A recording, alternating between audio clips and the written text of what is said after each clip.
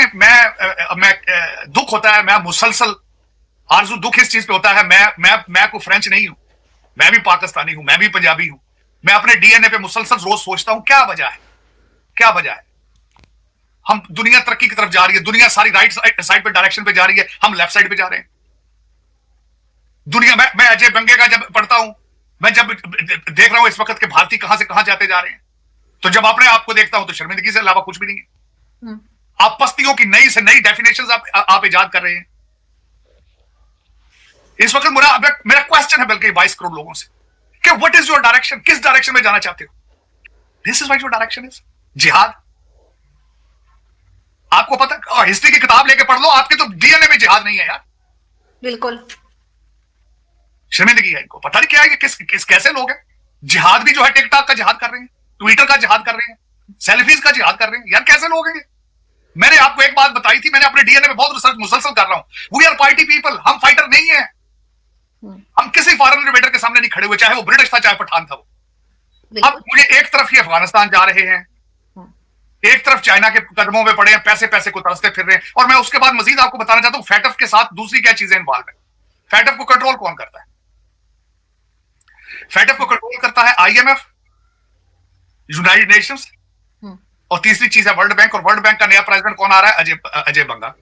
बिल्कुल, master card वाले। तो मेरे ये या तो अकल नहीं है बिल्कुल, या फिर ये किसी डायरेक्शन, ये किसी बेहतरी वाली साइड पे जाना ही नहीं चाहते। इनके ऑब्जेक्टिव क्या है? अब मैं ऑब्जेक्टिव्स की तरफ आना चाहता हूं। मेरे लिए बहुत तकलीफ थी। एक तो ये तकलीफ वाली बात थी क्योंकि इन्होंने दरवाजे बंद करते जा रहे हैं, जिधर भी जाते हैं दरवाजे बंद कर जाते हैं, दुनिया को सिग्नल देते हैं कि हम सुधरेंगे नहीं और हमारा बेहतरी की तरफ जाने वाला कोई इरादा ही नहीं है। ये गलत बात है, गलत बात है। झूठ बोलते हैं ना। इन्होंने कहा कि जी हमने तो 31 साल की सजा दे दी हाफिज सईद को, सैयद अलाउद्दीन को भी यही कहते हैं, फिर यही सब ड्रामा तमाशे चल रहे होते हैं। मुझे ये बताएं कि उस बंदे का सबसे पहले जो हिजबुल मुजाहिदीन का जो बंदा बशीर अहमद पीर कत्ल हुआ वहां पे, एक तो उसकी मौजूदगी वहां पे सबसे पहले तो क्वेश्चन मार्क है। दूसरा फिर उसको आगे प्रोपोगेट करना, फिर उसको उजागर करना, उसको मीडिया कवरेज देनी, और फिर साथ आर्मी के कपड़ों में लोगों के हैवीली आर्म्ड लोगों को प्रोटेक्शन देना। ये क्या क्या सिग्नल जा रहे हैं? मैं ये पूछना चाहूंगा जो इस वक्त आपके अदारों को चलाने वाले। सबसे पहले तो मेरा ये क्वेश्चन मार्क है, मैं 20 करोड़ लोगों से पूछना चाहता हूं, इस वक्त आपको चला कौन रहा है?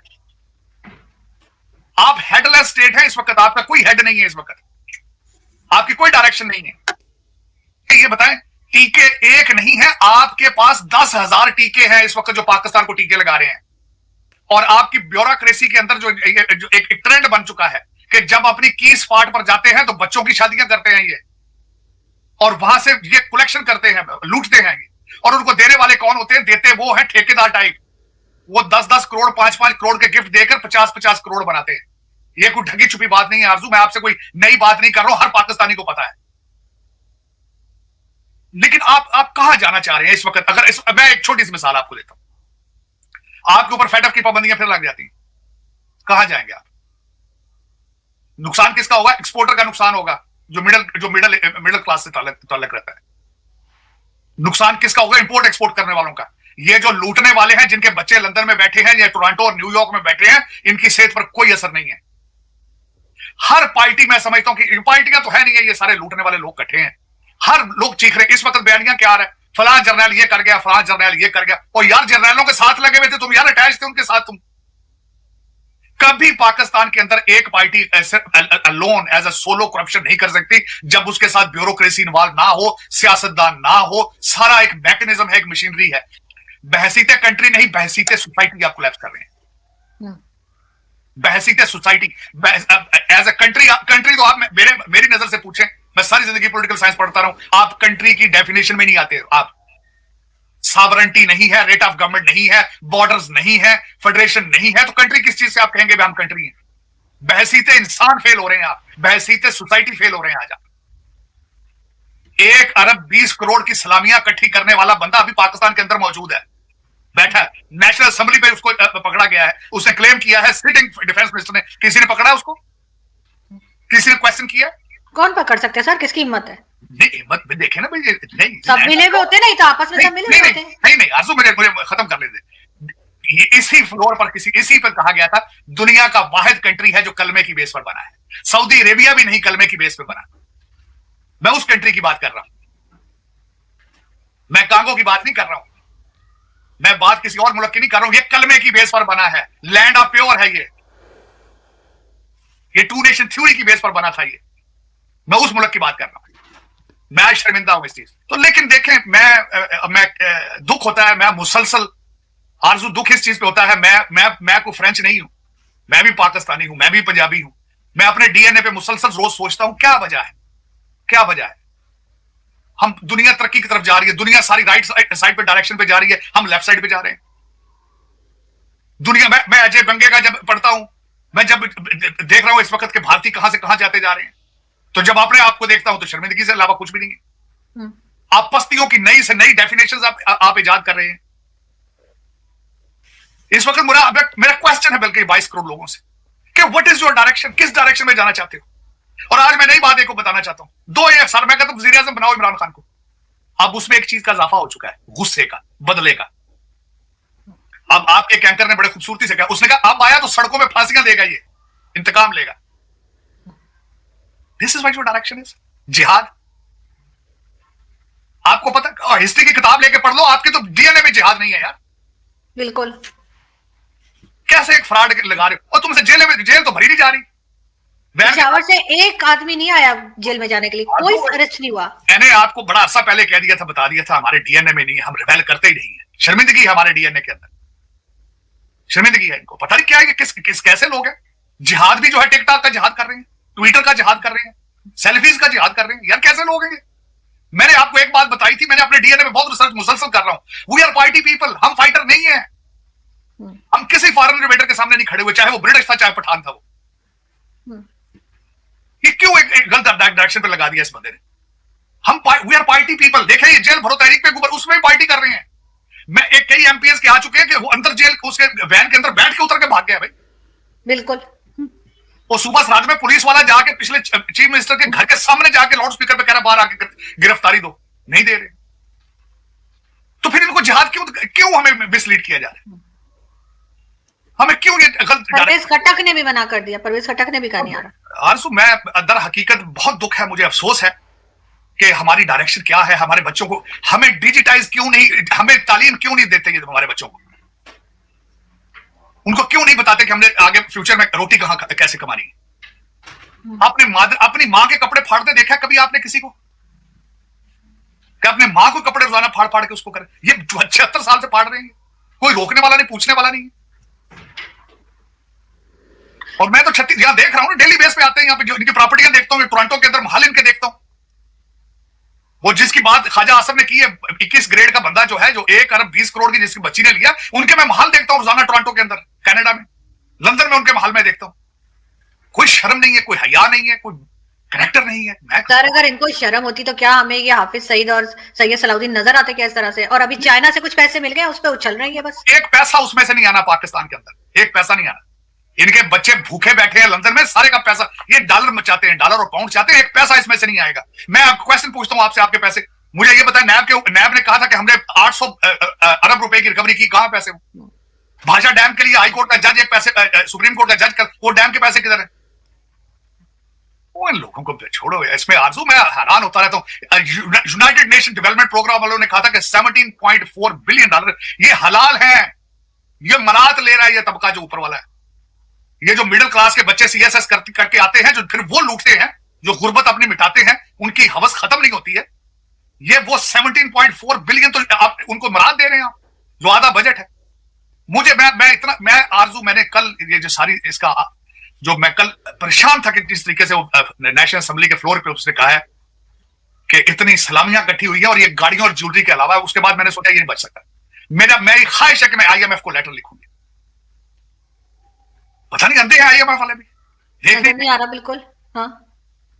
किस किस्म की कौम है वो। एक 21 ग्रेड का अफसर है और बच्ची की शादी है उसकी सिर्फ। अब ये सोचे कि इसके अलावा क्या करता होगा, वो कितना लूटता होगा पाकिस्तान को, गरीबों के अंदर से उसका किस तरह चूसता होगा खून उनका।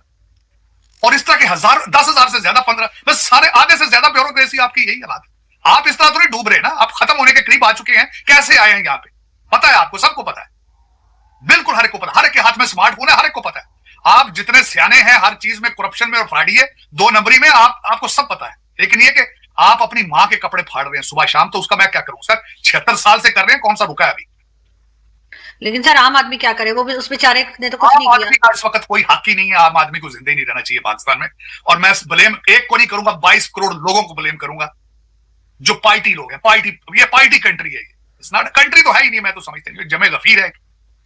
और ये पार्टी सर ये फिर एफएटीएफ की तैयारी में लग रहे हैं, पहले भी 2-3 बार जा चुके हैं, एक बार फिर सोच रहे होंगे चले जाते, फिर ग्रे लिस्ट में चले जाएंगे। नहीं, क्योंकि जिस तरह से वीडियोस आ रही हैं, जिस तरह से दिखाई दे रहे हैं, जिसका नाम इन्होंने लिया, हाफिज सईद हो चाहे कोई हो, मैंने अगले दिन आपके मेरा ख्याल सेगमेंट में ही मैंने कहा था, दोनों तरफ से मैं कहता रहता हूँ, और जो मेरी ख्वाहिश होती है, मैं हमेशा ये कहता हूँ, मुझे पता है नफरतें दोनों साइडों पे हैं, लेकिन फिर भी मैं हमेशा समझता हूँ इस चीज को कि कोई ना कोई कहीं ना कहीं से कुछ चीज शुरू की जाए। मैं मुसलसल कहता रहूँ, अगर भारत बीजिंग जाके डायलॉग कर रहा है, पाकिस्तान को भी टाइम दे, ये अफगानिस्तान जा सकते हैं, तो भारत क्यों नहीं जाते? मैंने आपके प्रोग्राम में कहा था। लेकिन आज मैं क्या कहूँ, किस तरह कहूँ कि जो इन्होंने किया वहां पे, बिल्कुल सर, हमारी कोई शक्ल रह गई है, कोई बात करने वाली बात रह गई है, वो लोग क्यों सुनेंगे हमें? नहीं, मैं वही तो कह रहा हूँ ना, ज्यादती है, ज्यादती। मैं यही तो आज मैं इजहार करना चाह रहा था कि मैं किससे करे बंदा बात। मैं कई दफा कोशिश की समझाने की चीजों को कि यार पॉजिटिविटी वाली साइड पे जाओ, ये खत्म करने की कोशिश करो। तुम्हारे हिस्ट्रीज के अंदर मेरा मकसद है कि नफरतें जो भारत के अंदर देखी जाए, अगर वो मैं कई दफा बैठा हूं कि एक लॉन्ग हिस्ट्री है कॉन्फ्लिक्ट की उस एरिया के अंदर, जो पठानों ने मोलों ने जो कुछ भारत के अंदर किया है, देखें आप जाके, उनको आप किस तरह ब्लेम कर सकते हैं? आधे से ज्यादा तो हमने भी सर, अभी भी सर, हमने अभी वो हाफिज सईद की बात पे और सैयद सलाउद्दीन की बात पे सर, आपका ख्याल है वो बहुत खुश होंगे? जाहिर है बहुत अपसेट होंगे, पाकिस्तान के साथ और ताल्लुकात खराब होंगे, खराब हो चुके हैं। लेकिन करने वाले चाहते क्या है, डायरेक्शन क्या है उनकी? मेरा ये क्वेश्चन मार्क है भाई। आप फेटअप में फिर फंसोगे तो तुम्हें तो कुछ नहीं होगा। तुम्हारे तो बच्चे सारे लंदन में बैठे हैं, तुम्हारी प्रॉपर्टी तो सारी टोरंटो में। और आज तो आईएमएफ ने क्या कहा है, उन्हें स्टेटमेंट आपने शायद देखी होगी, उन्होंने कहा सारे गरीब आदमी मार रहे हो, टैक्स सारा उन पे लगा रहे हो, अपने ऊपर क्यों नहीं लगाते हो यार? आप जो करप्ट लोग हो सारे, ये सारे जो, मेरा मकसद है जो 5-6 हजार लोग हैं, अपनी तरफ नहीं करते हो और कौम को कहते तो कुर्बानी दें, कौम को कुर्बानी दें। सख्त फैसलों का टाइम आ चुका है। 20,000 का सूट पहन के किस खूबसूरती के सारे वो इंसान बोलते हैं आके प्रेस के सामने, 20-20 हजार के शूज पहन के, 10-10 लाख की घड़ियां पहन के, तो कहते हैं कुर्बानी का टाइम आ गया। कुर्बानी दें आप, कुर्बानी दें आप। सर 20,000 के शूज नहीं होते सर, $3,500 के जूते पहने हुए थे बिलावल भुट्टो ने। तो मैं दुखी हूँ, आज बहुत दुखी हूँ, क्योंकि मुझे मेरी मादरे मिलत जो है, मेरी माँ जो है, वो डूबती नजर आ रही। मेरी बिल्कुल वही हालत है आज, वही है। बिल्कुल ऐसा ही है सर, बिल्कुल ऐसा ही, और कहीं किसी तरफ से उम्मीद नहीं। और ये अभी जो 1-2 दिन में जो बातें हुई हैं, वो देखकर तो बिल्कुल भी उम्मीद नहीं रह गई है। दोस्तों, जैसे कि आपने साहिद सर को सुना कि साहिद सर बता रहा है कि भाई साहब भारत जो है ना एफएटीएफ में कभी भी पाकिस्तान को घसीट के ले जा सकता है। मतलब कि क्योंकि भारत ने कह रखा है ना कि भाई साहब मसूद अजहर और हाफिज सईद को भारत को सौंप दिया जाए, क्योंकि भाई साहब वो भारत के दुश्मन है, क्योंकि वो भारत में आतंकवाद फैलाते हैं। पाकिस्तान की सेना के, पाकिस्तान की जो आईएसआई चीफ है, ठीक है, उसकी वजह से, मतलब कि जो वो कहता है वही वो आतंकवादी करते हैं। उस वजह से भारत कहता है कि भाई साहब ये एफएटीएफ में हम कभी भी आपको लेके जा सकते हैं, क्योंकि भाई साहब ये जो अपने आतंकी बनाए हुए हैं ना, ये भारत को सौंप दिया जाए। ठीक है, एफएटीएफ में भारत के लोग भी हैं जो कि चला रहे हैं भाई साहब एफएटीएफ को। FATF financial action task force है, जो कि भाई साहब मतलब कि कंट्रोल करती है, मतलब कि वो जो भी देश मतलब कि क्या बोलते हैं आतंकवादी गतिविधि करते हैं, तो उनके मतलब फंड्स वगैरह रोके जाते हैं। ठीक है, ये मतलब ये एफएटीएफ का ये काम है। ठीक है, तो पाकिस्तान पे तो ज़्यादा से ज़्यादा नज़र रखी जाती है इसी संस्था के द्वारा कि पाकिस्तान आतंकवाद को सपोर्ट ना करे। लेकिन भाई अभी अमेरिका मतलब मेहरबान हुआ पड़ा है, मतलब कि पाकिस्तान पर अमेरिका को बहुत सारे काम करवाने हैं पाकिस्तान से, क्योंकि भाई साहब जितने भी गंदे काम करवाने होते हैं ना भाई साहब, अमेरिका को वो सिर्फ पाकिस्तान को फिर बोलता है। पाकिस्तान भी कभी नहीं चाहता कि भाई पाकिस्तान में स्टेबिलिटी हो। ठीक है, आवाम को अच्छा खाना पानी मिले। ठीक है भाई साहब, पाकिस्तान तरक्की करे, अमेरिका कभी नहीं चाहता ये। ठीक है, लेकिन भाई साहब ये जो अमेरिका ये पाकिस्तान की स्टैब्लिशमेंट है ना, ये भी मतलब ये भी नहीं चाहती कि भाई पाकिस्तान तरक्की करे। बस इनको पैसा मिलता रहे, स्टैब्लिशमेंट है जो पाकिस्तान की, और पाकिस्तान के मिनिस्टर को पैसा मिलता रहे, जनता को पैसा ना मिले। और ये दोनों मिलकर ही भाई साहब पाकिस्तान को लूट रहे हैं, क्योंकि भाई साहब अमेरिका तो कभी नहीं चाहता ना, कभी वो तो किसी भी देश को नहीं चाहता कि वो आगे बढ़े, खासकर पाकिस्तान को तो बिल्कुल नहीं चाहता।